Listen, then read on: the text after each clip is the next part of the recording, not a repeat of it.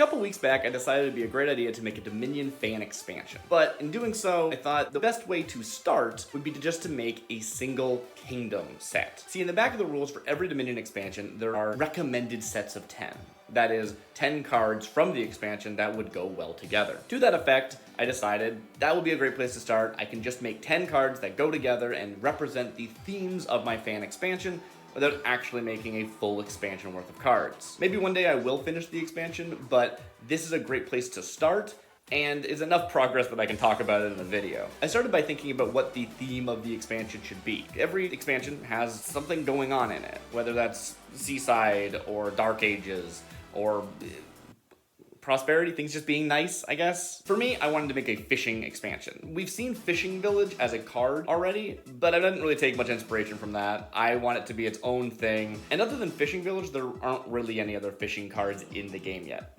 Well, there was actually Fisherman, but I didn't actually notice that Fisherman existed at the time, so let's just pretend that doesn't exist. In addition to a narrative theme, I wanted there to be a mechanical theme.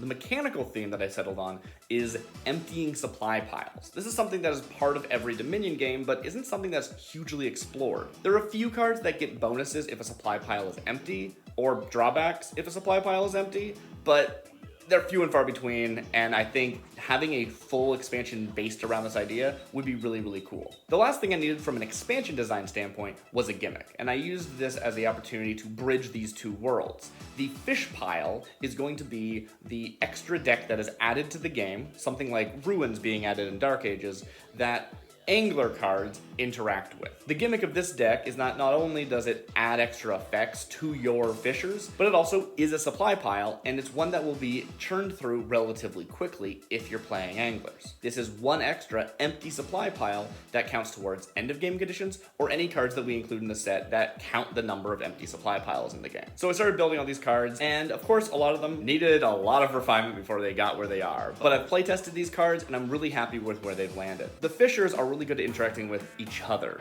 The Novice Fisher specifically is a card that lets you trash the top card of the fish deck and get whatever effect the fish had. All the fish give minor effects. They're kind of like boons from Nocturne, where they give you a little effect and then they go away. They don't actually see play. But they do count as cards this time for certain interactions with other cards in the set. After you get the effect of the card, it stays in the trash, and you can't interact with it until you put it back into the supply somehow. That's the other thing. In addition to cards wanting the supply to be emptied, there are other cards that want you to refill the supply. This back and forth allows players to actually interact with each other in a meaningful way throughout the game, turning off each other's strategies or activating their own. Regardless, the novice trashes the top card of the fish deck, gets its effect, and then can play another angler. They can only play other cards with the angler type. They don't just give you a universal action, which makes them really good at working together, but not so much working with other people. They also have a second mode where instead of getting the fish's effect, they are allowed to put a fish back on top of the deck. This means that if you play a Novice Fisher, you can put something on top of the deck, and then play another Novice Fisher to get that card's effect. They're good at working together, and they need to work together if they want to get the best selection of fish. The Master Angler, on the other hand, can kind of do everything all their own. They draw a card when you play them, they give you a bonus action that can be spent on anything, not just anglers, and then they look at the top 3 cards of the fish deck, and they get to trash whichever one they choose. They have their selection of what they're fishing for. They're really good at this. It is important to note that as the game goes on, the fish pile will deplete, and if you don't have Novice Fishers to put cards back into it, the Master Fisher doesn't have a way of doing that himself, which I think is nice. It gives them both a use case instead of the Master Fisher just always being better, even though on the surface, the Master Fisher is better in every way. Other than the narrative theme and the mechanical theme, I wanted to make sure I was hitting the tropes of Dominion expansion design. First two would be villages and witches. Then I made sure I threw in at least one treasure and one victory card, just to have representation of those card types in the game. My village is the Barter Town. It does not have any direct relevance to the fishing, which makes sense. Fishing Village exists. It would be weird to also have this one have a fishing village, which worked entirely differently. The Barter Town draws you a card, then lets you trash up to 2 cards from your hand. For each card you trash, you get the action. So it's this really interesting, very efficient village that also trashes you stuff, so better than a normal village in a lot of situations at the beginning of the game.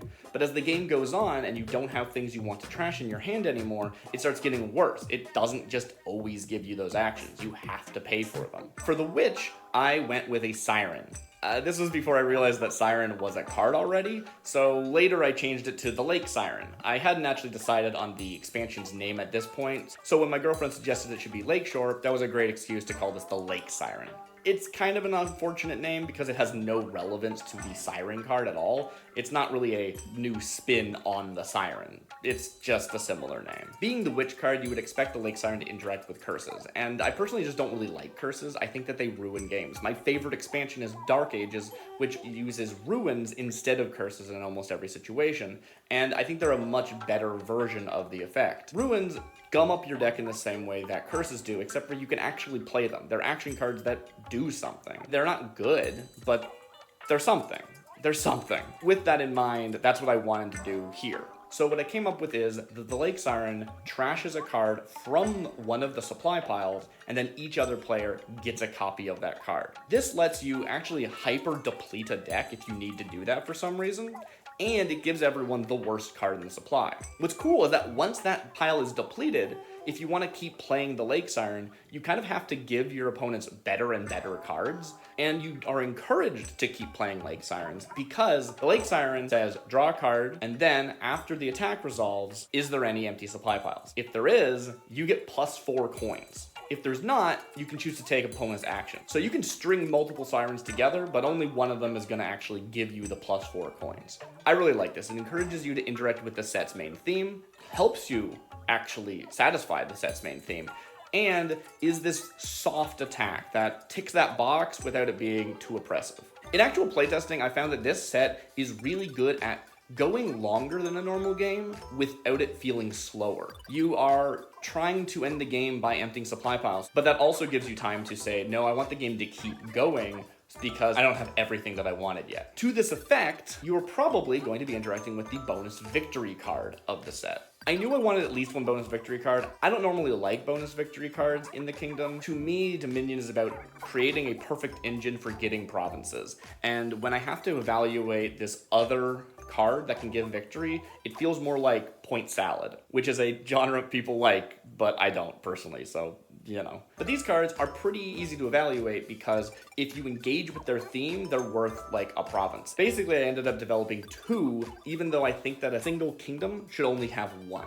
As such, I actually did develop 11 cards, and I'm only recommending using 10 of them at a time, you know, like a normal Dominion game. So one of them is going to be part of the larger expansion when it finally gets finished, and I think that one should be the Royal Pond. The Royal Pond being that it gives you a victory point per differently named fish in the trash at the end of the game. If you're actually using the fishing pile and trashing fish, you'll eventually have it be worth 5 points. That's how many fish there are. I don't think I've talked about that yet in the video, but there's 5 different types of fish. I can go over them later. But the actual victory card that's going to be in this kingdom is the Private Resort. The Private Resort rewards you for emptying supply piles. Specifically, if you end the game with 3 empty supply piles instead of ending the game by emptying provinces, they're worth a province, but they're significantly cheaper. If you don't end the game by emptying 3 supply piles, they're going to be worth 2 per empty supply pile, which means they are worth a minimum of 2, since the only other way of the game ending is the provinces being empty. The way I've worded this, you can actually get more than a province worth of value out of it,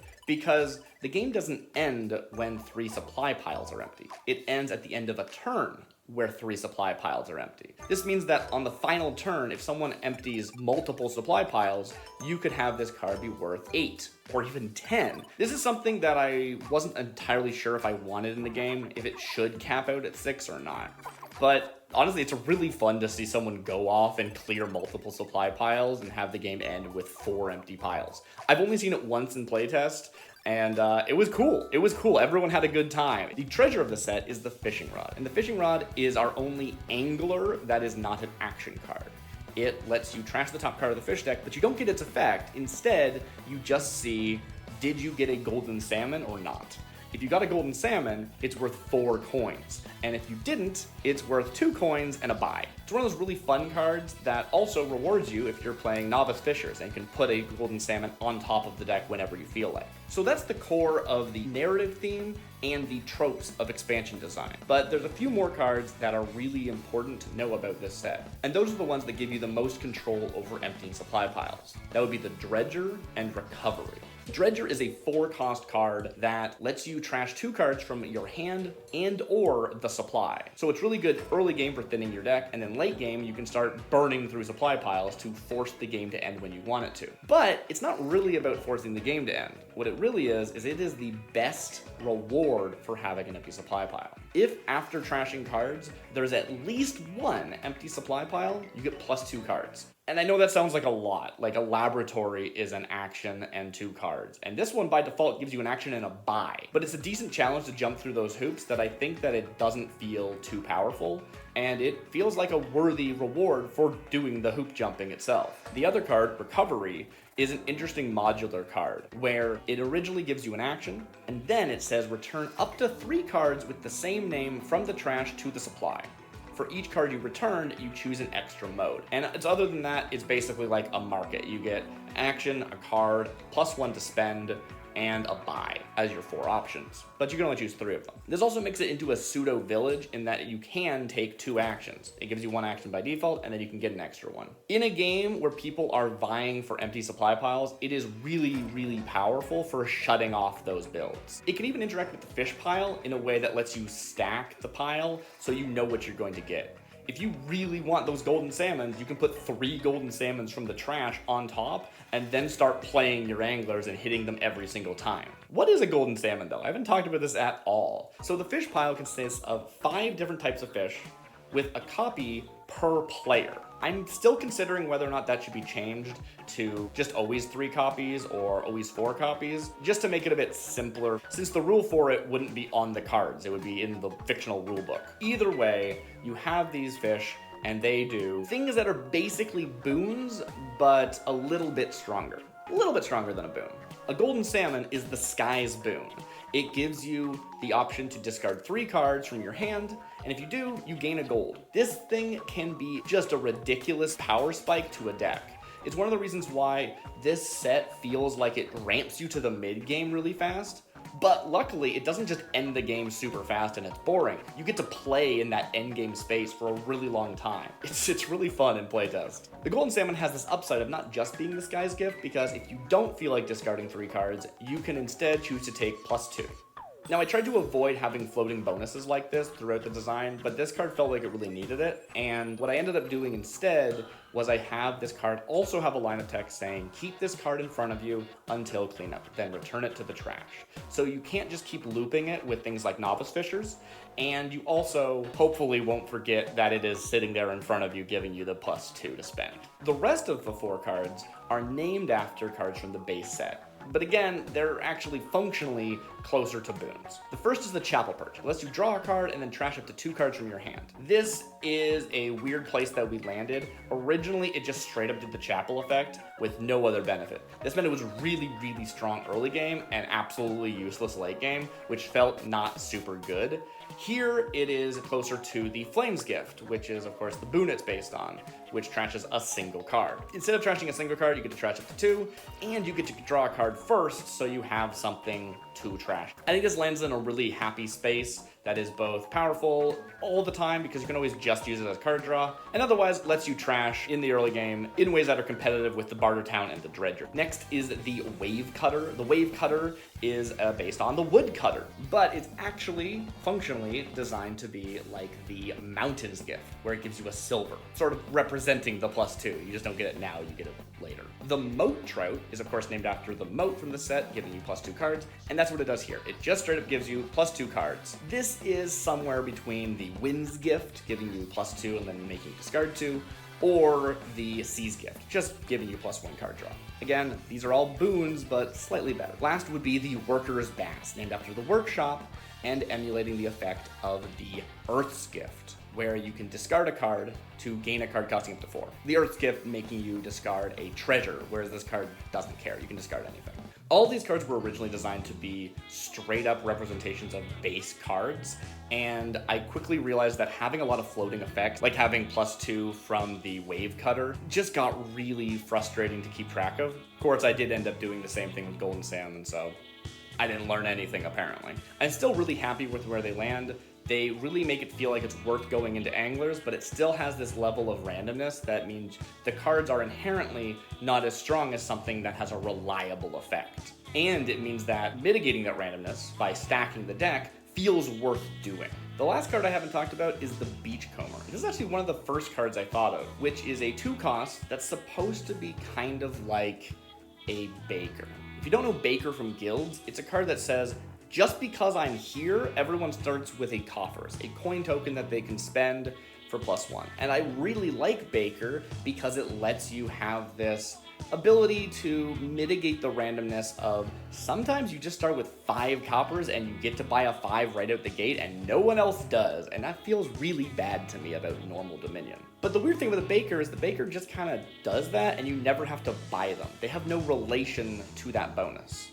The Beachcomber is a card that says, set up, replace one of your starting victory cards with a Beachcomber. So instead of in one of your estates, you're gonna have the Beachcomber. And if you're playing with something instead of estates like shelters, you would replace your overgrown estate. That's why it's worded that way instead of saying estates. Regardless, the effect of it is kind of like a copper. If you play it, it gives you +1 to spend, and then you may discard any number of cards from your hand and gain that many coppers to your hand. This means that if you really want to, you can say, it's worth it to bloat my deck with coppers because I want to buy a 5-cost right out the gate. Now this does have the effect that if you just draw it in the same hand as your 4, you can just get a 5-cost without discarding anything, without bloating your deck at all. And that's not really the intended design, but I don't mind it. It feels fine. Again, it ramps you to the middle of the game faster, and it just means that everyone has the opportunity to do that, even if some have to pay a bigger cost than the rest. That's randomness for you. But it does more than that.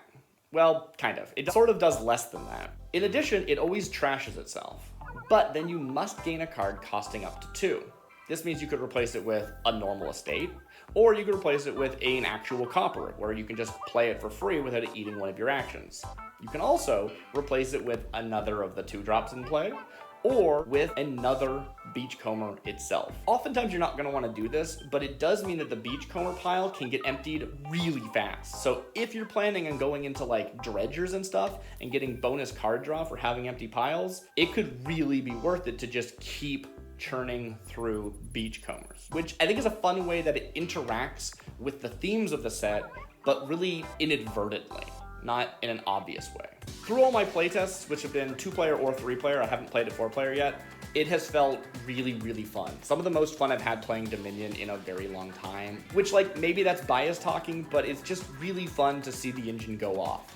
Are these cards probably too powerful for real Dominion? Probably. But that's a very fun space to play in, and the fact that it doesn't make the games just really, really super short because they're too powerful makes me not really mind that they're so strong. If you want to see any of these cards, I'm going to put a link to a Tabletop Sim save file in the description, so you can just play with them there. I do plan to finish this expansion. I have a lot of notes for the remaining 14 cards that would bring it up to a 25 card expansion. If I get inspired, maybe I'll go even further than that, but that's the goal right now, and I'm really excited to see where this goes. I'm sure they must exist, but I've never taken the time to look for fan expansions of Dominion. And honestly, I'm really happy with where this is, and I hope people actually play it and have their own time. If this is your first video, hi, I've never done videos on Dominion content before. It's mostly Magic custom content these days. If you have seen my content before because you are here from Magic and you don't know Dominion at all, maybe I kind of buried the lead here, but Dominion's a cool card game. You should play it. It's fun. I didn't really explain how it worked at all in this video, so that's... yeah. Anyway, that is my recommended 10 from the theoretical expansion Dominion Lakeshore. I think I'd probably call this overfishing if I was actually writing the recommended set of 10 name in the back of the rules, because it really feels like that. You deplete that fish pile, and then the rest of the game is you trying to put things back into it so that these anglers you invested in aren't dead in the water. It's a lot of fun. It is the most interactive I've felt that a Dominion game has been, even though it doesn't feel like you're actually attacking each other. It's super fun. You gotta try it.